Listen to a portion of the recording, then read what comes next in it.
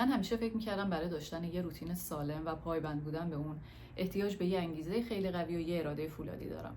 اما این همه ماجرا نبود، چون بعدها فهمیدم که خیلی وقتها من انگیزه داشتم و حتی اراده هم داشتم، اما نمیتونستم به اهدافم پایبند باشم. سلام، من نرگسم. به کانال من خیلی خوش اومدین. توی این ویدیو من میخوام باهاتون تجربه خودم رو به اشتراک بذارم که چجوری تونستم بالاخره به روتینام پایبند باشم. اولین مورد در مورد من کمالگرایی بود. من به شدت آدم کمالگرایی بودم. البته هنوزم هستم، ولی خب تونستم کنترلش کنم، بشناسمش و نذارم که زندگیم رو مختل بکنه. کمالگرایی برای من به این شکل بود که خیلی نگاه صفر و صدی داشتم. شما فرض کنید که مثلا من می‌خواستم از تهران برم به شمال و توی این مسیر به هر دلیلی متوقف می‌شدم. مثلا پرچر می‌کردم، گشنم می‌شد، پلیس منو می‌گرفت، به هر دلیلی من می‌زنم تو خاکی و برای من اونجا تمام می‌شد ماجرای رسیدن به هدفم. چرا؟ چون فکر می‌کردم که هر جا که قطع بشم من باید برگردم از اول شروع کنم تا درست شروع کنم. من باید مستقیم و یه تک تو مسیر باشم تا برسم به هدفم. من حق ندارم خسته بشم، من حق ندارم وایسم، من حق ندارم اشتباه بکنم، من حق ندارم شکست بخورم. و این باعث میشد که من هر هدفی که دارم، هر برنامه ریزی که میکنم به شکست بخوره. چون به محض اینکه متوقف میشدم برای من مساوی شکست بود و من برمیگشتم به نقطه اول و از صفر شروع میکردم و بعد از یه مدتی خوب خسته میشدم، اصلا رها میکردم هدفمو. بنابراین تصمیم گرفتم که با این قضیه به صورت جدی کنار بیام، بفهممش، بشناسمش و دیگه تکرارش نکنم و بپذیرم که استمرار به معنی این نیستش که من فقط توی هدفم و مسیرم باید یه تک حرکت بکنم. استمرار یعنی که من بتونم از تو خاکی برگردم تو مسیرم و برسم به شمال، نه اینکه برگردم تهران. به خاطر همین اون استمرار برای من معنیش درست شکل گرفت، به این معنی که من هنر بازگشتن به مسیر رو یاد گرفتم. خودمو سرزنش نکنم، نگاه صفر و صدی نداشته باشم تا بتونم برسم به اهدافم. دومین مورد لذت بردن از مسیر بود. من همیشه فکر میکردم که اگر بخوام تو مسیر لذت ببرم از هدفم دور میشم، تمرکزم رو از دست میدم و دیرتر به هدفم میرسم، در حالی که کاملا اشتباه بود. من وقتی که لذت رو از تو مسیرم حذف میکردم باعث میشد که من اصلا به هدفم نرسم، چون دچار فرسودگی میشدم و اون مسیر رو رها میکردم. حتی ممکن بود تا 90% پیش برم تا به اون هدف نهاییم بخوام برسم، اما رها میکردم. یک قدمی به هدفم رها میکردم به خاطر اینکه خسته شده بودم، فرسوده شده بودم و بریده بودم، به خاطر اینکه لذت رو ازش حذف کرده بودم. دو تا کاری که من تو زندگیم میکردم و روتین‌های ثابت زندگیم بود باعث شد که برای من الهام بخش باشه که توی قسمت‌های دیگه زندگیم چجوری لذت رو وارد بکنم. یکیش اسکینکر بود که من از سن 15-16 سالگی انجام میدادم بدون هیچ شک و چونه. یکیش هم گیاهخواریم بود که خب سال‌هاست، من الان 12 ساله که گیاهخوارم و این دوتا رو من بدون اینکه بخوام درگیرش بشم فکر کنم که چرا دارم انجام میدم، آیا درسته، غلطه، همیشه هر روز من دارم انجام میدم و لذت میبرم از انجامش، از هر لحظهش لذت میبرم. و فکر کردم که خب چجوریه که من این دوتا کار رو انجام میدم، اصلا بهش فکر نمیکنم، خستم نمیشم، ولی کارهای دیگه و روتینای دیگه‌مو که میخوام انجام بدم اینقدر برای من سخته. دیدم من توی این دوتا به شدت از کاری که دارم میکنم لذت میبرم، از دیسیپلینی که روی گیاهخواریم دارم، از دیسیپلینی که روی مراقبت پوستیم دارم لذت میبرم. من هر شبی که پوستمو میشورم، کرم میزنم، مراقبت هام و روتینمو انجام میدم، صبح پا میشم دوباره اون کارا رو انجام میدم، دارم لذت میبرم و اصلا هیچ بحثی در موردش نمیکنم با خودم و درگیری ندارم که باید این کارو بکنی تا به این هدف برسی. هدف خاصی هم نداشتم، فقط احساس کردم که پوستم حساسه، باید زودتر مراقبت ازش رو شروع بکنم از سن کم تا زودتر دچار یه سری آسیب ها نشه. حالا الان فیدبک های خیلی خوبی میگیرم در تو اینکه پوستت چقدر خوبه و خوش به حالت و چی کار میکنی، ولی من به خاطر اون فیدبک ها این کارو نمیکردم. یعنی هدف من اون نبوده. هدف من فقط این بوده که از انجام این مراقبت لذت میبردم. یعنی عین یه آیین، عین یه ریچوال برای من لذت بخش انجامش. اصلا انجام میدم حس خوبی میگیرم. گیاهخواریم هم همینطور. حالا اگر این دوتا تاپیک اسکینکر و گیاهخواری، مراقبت پوستی و گیاهخواری براتون جالبه، میتونید تو کامنت ها برام بنویسین یه کلمه اسکینکر یا گیاهخواری که من در رابطه با اونها محتوا تولید کنم. این دوتا باعث شد که من الهام بگیرم برای قسمت‌های دیگه زندگیم توی روتینم.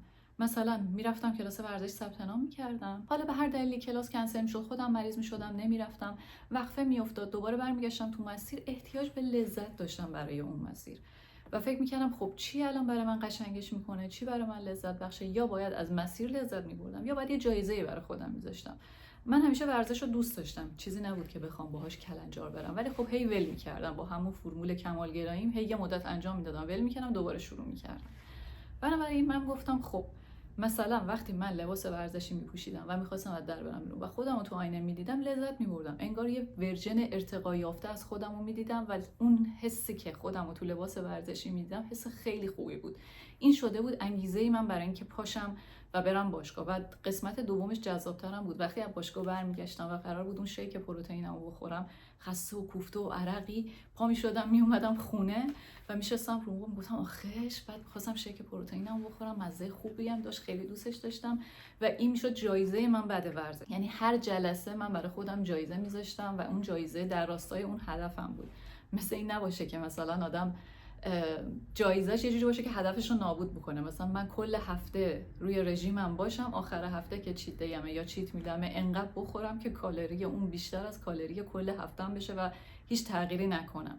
یا برم ورزش کنم بگم خب الان خیلی سیگار میچسبه برم یه سیگار بکشم. یعنی اون جایزه نباید جوری باشه که بزنه هدفو داغون بکنه. اون جایزه باید یه چیزی در راستای اون هدف باشه و یه چیز کوچولی باشه که بتونی انجامش هم بدی، یعنی به قول خودت به خودت پایبند باشه. سومین مورد کمک گرفتن از متخصص. متاسفانه ذهنیت من این شکلی بود که اگر من از کسی کمک بگیرم نشونه ضعف منه، یعنی من آدم ناتوانیم، در حالی که کاملا برعکس بود. کمک گرفتن از یه متخصص نشون دهنده اینه که من اعتماد به نفس خوبی دارم و آدم توانایی هستم که میتونم از بقیه برای رسیدن به اهدافم کمک بگیرم.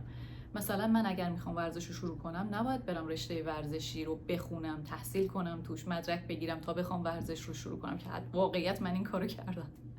من توی خیلی چیزها انقدر توی مرحله مقدمه، انقدر توی مرحله سرچ و پیدا کردن بهترین روش، علم اون موضوع انقدر تحقیق میکردم، میرفتم مدارک دانشگاهی میگرفتم، انقدر توش میموندم که شروع نمیکردم، یا شروع میکردم وسطش میگفتم نه این روش بهتره، نه اون روش بهتره، نه الان باید این کارو کرد، الان باید اون کارو کرد، هی رها میکردم میرفتم سراغ یه روش دیگه، سراغ یه چیز دیگه. یه جا فهمیدم که من باید اعتماد کنم، من باید از یه متخصص کمک بگیرم.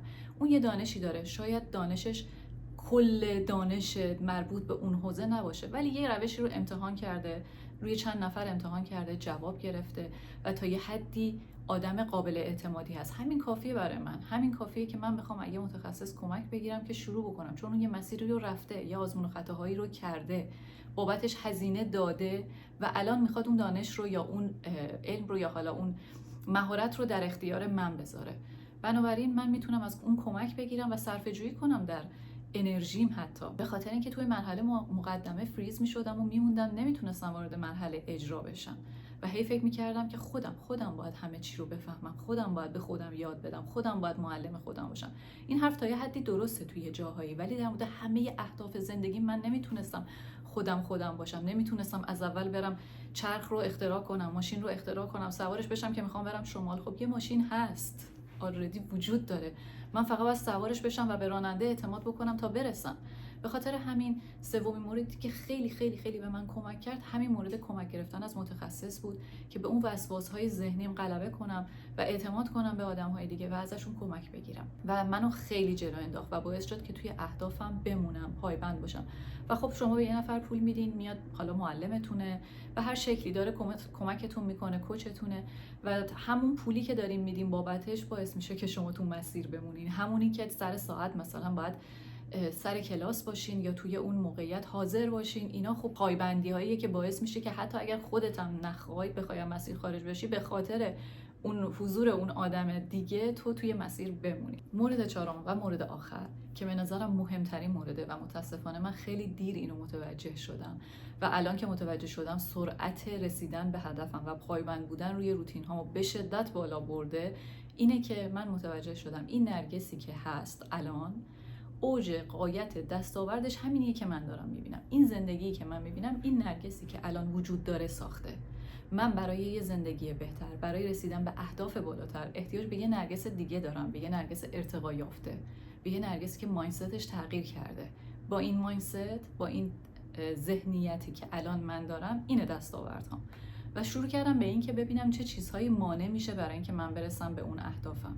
هر جایی که احساس میکردم مقاومت تو من وجود داره، هر جایی که احساس میکردم اونجا میگم نه حالا دنبال بهانم، نه حالا اینجوری، نه حالا اونجوری، حالا اینم انجام نشد مهم نیست و هی دنبال بهانه میگردم یا دلیل میارم توجیه بکنم یا دارم فرار میکنم، نادیدش میگیرم، میفهمیدم که اونجای کار گیر دارم و دقیقاً میرم همونجا رو دست میذارم و دقیقاً همون چیزی که میگم نه رو میگم نه، آره باید همینجا انجامش بدی، همینو باید انجام بدی.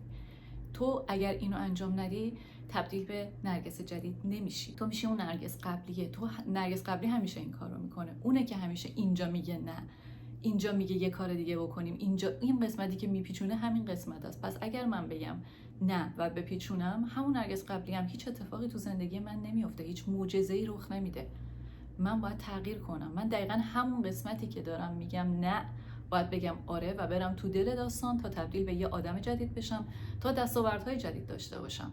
بنابراین چیزی که خیلی الان تو این سن به من کمک کرد که رشدم بیشتر بشه، سریعتر بشه و خیلی از باگای ذهنیمو بشناسم و بتونم باهاش کنار بیام و حتی از همون باگ‌ها در جهت نفع خودم استفاده بکنم، همین موضوع بود. چیزی که میخوام بهتون بگم اینه که شاید شما هم مثل من سردرگمی‌های این شکلی داشته باشین. هیچ کسی نمیتونه برای ما یه نسخه‌ای بنویسه و بگه خب طبق این انجام بده. همونطور که الان توی سوشال مدیا میبینین یک عالمه بکن نکنه که این کارا رو انجام بدین، این کارا رو انجام ندین، این روتین ها این شکلیه، اون برنامه ها اینجوریه. اوکی، همه اینا خیلی خوبه، منم خودم ازشون استفاده میکنم، اما برای خودم نسخه شخصی سازی شده درست میکنم. از هر ویدئویی، از هر پادکستی، از هر کتابی یه نکته‌ای میگیرم که برای من کار میکنه. خیلی چیزا ممکنه برای ما کار نکنه. خیلی از این چیزایی که میشنویم شاید فکر کنیم که درست اینه، پس من حتما آدم اشتباهی هستم، پس حتما من دارم غلط انجام میدم، پس حتما من آدم ضعیفی هستم. یه نتیجه گیری های اشتباهی میکنیم به خاطر اینکه فکر میکنیم چون اون روش رو ما جواب نمیده پس ما کلا اشتباهی هستیم یا روش ما کلا اشتباهیه، در حالی که اینجوری نیست.